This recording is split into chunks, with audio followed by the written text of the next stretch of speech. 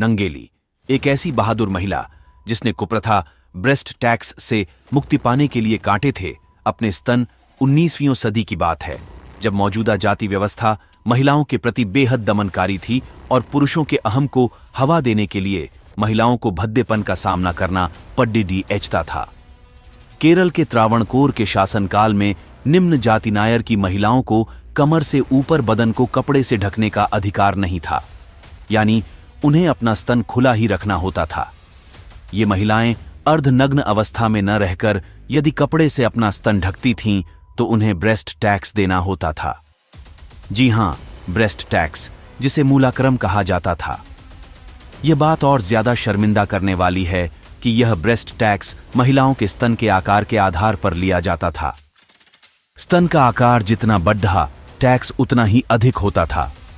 वास्तव में breast tax निचली जाति की महिलाओं के लिए अपमानजनक था, क्योंकि इस कारण दूसरों के बीच सम्मानपूर्वक जीने के अधिकार से वंचित थीं। ब्रेस्ट टैक्स उनकी गरिमा और गोपनीयता पर हमला था। एक रूढ़िवादी और दमनकारी ढर्रे का अंजाम यह बात और ज्यादा शर्मिंदा करने वाली है कि यह ब्रेस्ट टैक्स महिलाओं के स्तन के आकार के आधार पर लिया जाता था। स्तन का आकार जितना बढ़ा, टैक्स उतना ही अधिक होता था। वास्तव में ब्रेस्ट टैक्स निचली जाति की महिलाओं के लिए अपमानजनक था, क्योंकि इस कारण दूसरों के बीच सम्मानपूर्वक जीने के अधिकार से वंचित थी। ब्रेस्ट टैक्स उनकी गरिमा और गोपनीयता पर हमला था। एक बहादुर महिला के विरोध ने जलाई विद्रोह की चिंगारी नंगेली और उसका पति एक छोटे से तटीय गांव छेड़थला में रहते थे। वे खेतीहर मजदूर के रूप में काम करते थे और नारियल के पेड़ों से रस एकत्र करते थे। नंगेली दलित थी, एजावा समुदाय से थी। उसने न केवल अपने लिए बल्कि सभी श्रमिक दलित महिलाओं के लिए आवाज उठाई। उनके विरोध ने उनके क्षेत्र में विद्रोह की चिंगारी जलाने में मदद की। नांगेली ने महसूस किया कि उनके समुदाय के साथ अन्याय हो रहा है। टैक्स के बोझ के कारण उनके पास दिन के अंत में खाने के लिए मुश्किल से मुट्ठी भर चावल का इंतजाम हो पाता था। आसपास की महिलाओं की स्थिति दिन प्रतिदिन दयनीय होती जा रही थी और नंगेली का अन्यायपूर्ण और अपमानजनक टैक्स के खिलाफ गुस्सा फूट पड़ा। पति से बात की और निर्णय लिया कि किसी न किसी को तो आवाज उठानी ही होगी।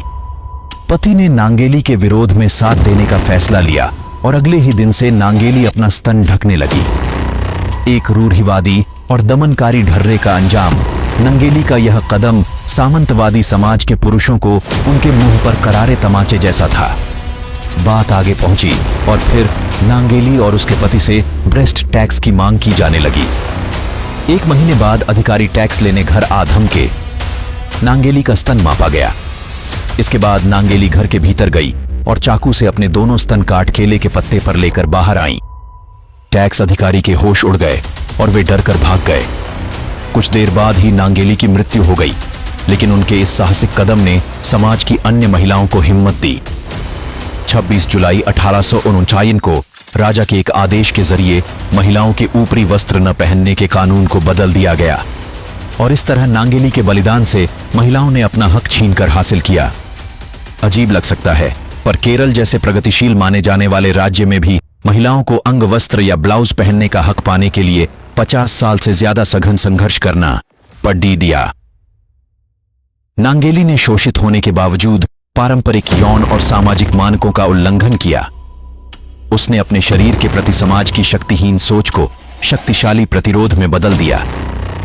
भले ही नांगेली के शरीर को शोषित किया गया हो, लेकिन उसने भावनात्मक रूप से घायल होने को मंजूर नहीं किया। हमारे समाज में अक्सर यह देखा गया है, किसी भी सामाजिक विकृति की तरफ हमारी चेतना को जगाने के लिए